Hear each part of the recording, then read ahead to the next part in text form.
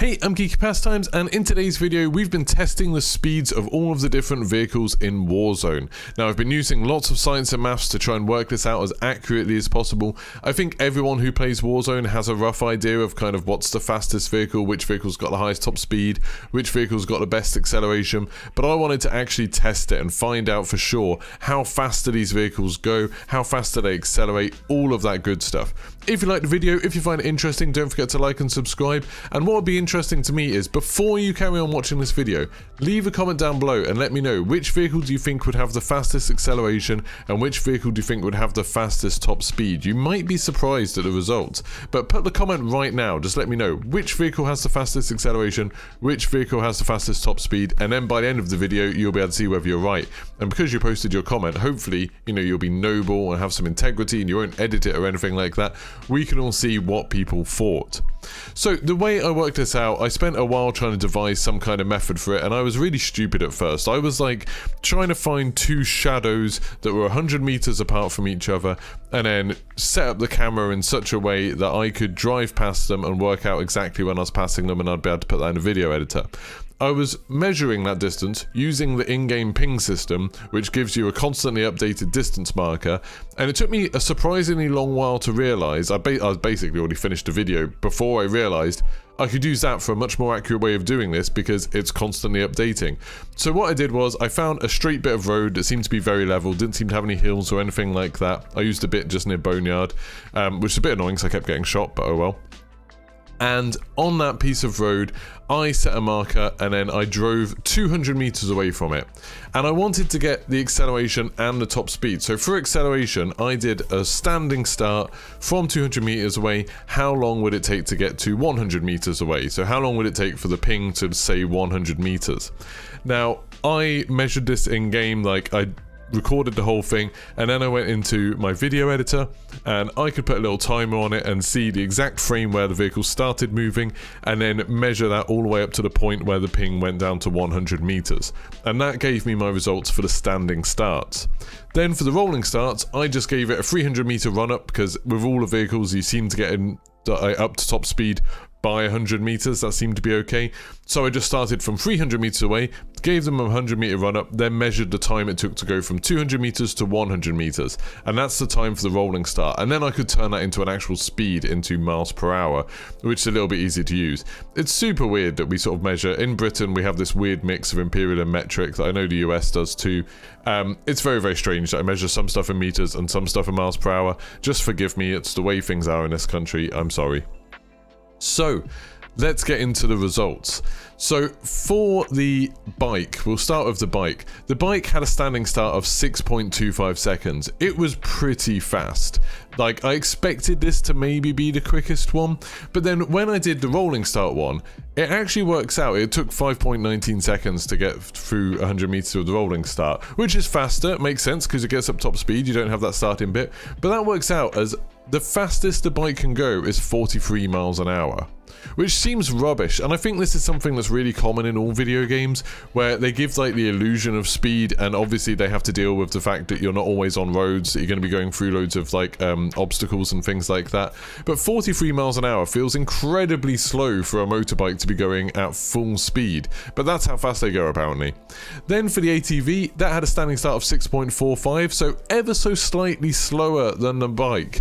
Like, it wasn't much of a difference at all.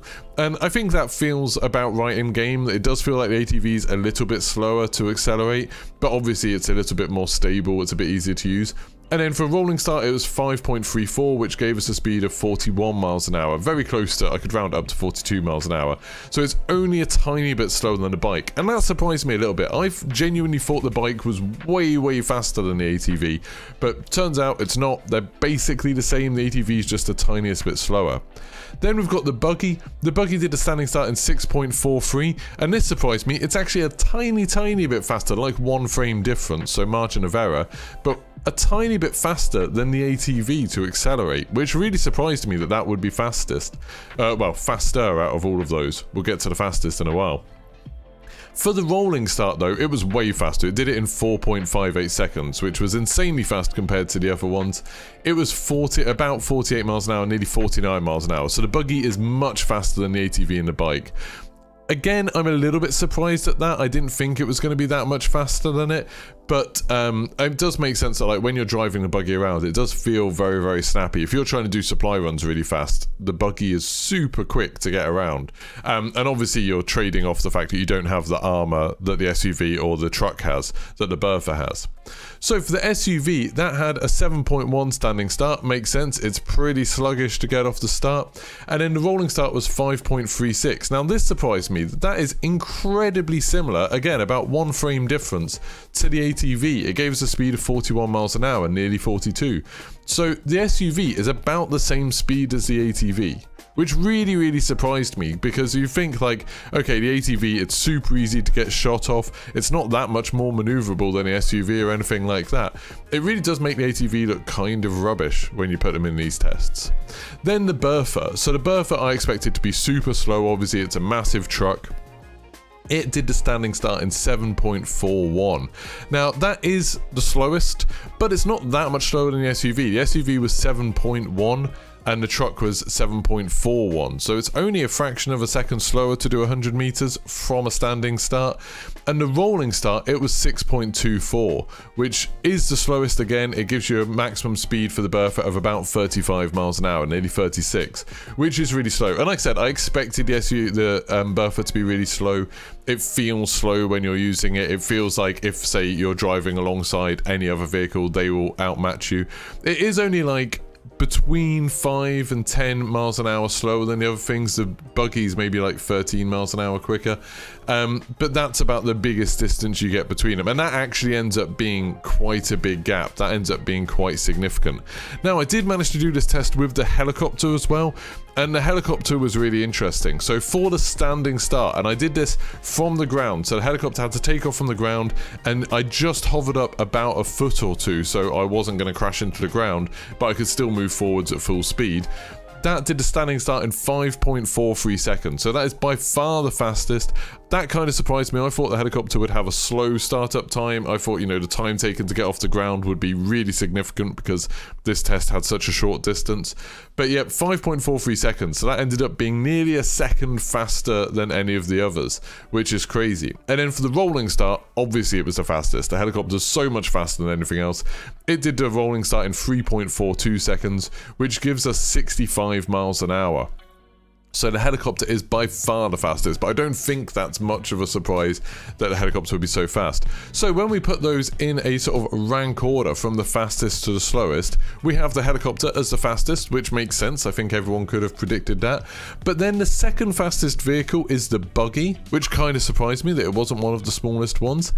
And then the third fastest is the bike, which I thought was going to be a lot quicker because it feels so quick, but maybe it's just because it's out of control.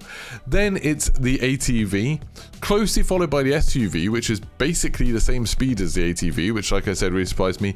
And then the Bertha's the slowest. So I think the overall rankings do make sense, but I was surprised at how close they were, how sort of the fastest one of the land vehicles is 48 miles an hour and the slowest one is 35 miles an hour. They're all within that spot, which I'm guessing is the kind of sweet spot that developers have decided on that makes it able to be maneuvered, able to be handled, while also giving you a sense that you're going much faster than you would be on foot.